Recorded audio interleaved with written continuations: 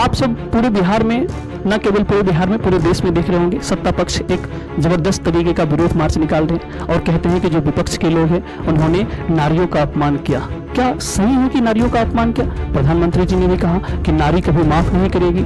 इसको जानते हैं कि इसमें सच्चाई क्या है?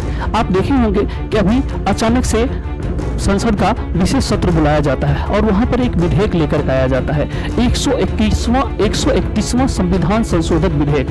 पहली बात तो ये, कोई कह रहा है कि नारी शक्ति वंदन अधिनियम था, तो ये नारी शक्ति वंदन अधिनियम तो था नहीं। उसी में डिलिमिटेशन को लेकर के 131वां संविधान संशोधन विधेयक था और वो विधेयक गिर जाता है। उसके पक्ष में आप देखेंगे तो 298 वोट पक्ष में पड़ते हैं और 230 के आसपास विपक्ष में पड़ते हैं और ये गिर जाता है। तब से एक नेगेटिव चला आ रहा है कि नारियों का अपमान किया जा रहा है, नारियों को आरक्षण नहीं देना चाह रहे हैं विपक्ष वाले, जबकि नारी शक्ति वंदन अधिनियम 2023 में ही पारित हो चुका है और उस पर राष्ट्रपति का मुहर भी लग चुका है और नोटिफाई भी हो गया है। अब इस देश में वो कानून है, लेकिन उसको लागू करने को लेकर के ये विवाद है। अब सत्ता पक्ष जो है, यानी कि मोदी जी की जो सरकार है, वो कहते हैं कि हम क्या करेंगे, जो लोकसभा की सीटें हैं 543 से बढ़ा के 850 करेंगे, तब जाकर के महिलाओं को आरक्षण देंगे। विपक्ष के लोग जो हैं वो कह रहे हैं कि नहीं, ऐसा नहीं कीजिए, 543 है उसी में आप आरक्षण दे दीजिए महिलाओं को 33%, हम आपके साथ हैं। इसी बात को लेकर के एक विवाद था।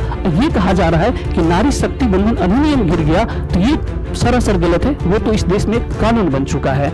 अब आप हमें बताइए कि मान लीजिए किसी के पास 500 रुपए हैं, ठीक है, मान लीजिए मोदी जी कह रहे हैं कि हमारे पास अभी 500 रुपए, इस 500 में से हम किसी महिलाओं को 1 भी रुपए नहीं देना चाहते। जब हमारे पास 800 रुपए होंगे तब जाकर के हम महिलाओं को देंगे। इसी बात को लेकर के विरोध कर रहा है विपक्ष के लोग और इसी में कह रहे हैं कि ये नारियों का अपमान है। आप क्या सोचते हैं, ये नारी का अपमान है या नारी का सम्मान है? आप जान ही रहे हैं कि नारी का अपमान और नारी का सम्मान एक राजनीति का विषय बन चुका है। तो आप सब हमें कमेंट बॉक्स में बताइए कि 2023 में जो नारी शक्ति वंदन अधिनियम पारित हुआ था उसके पक्ष में कितने वोट पड़े थे।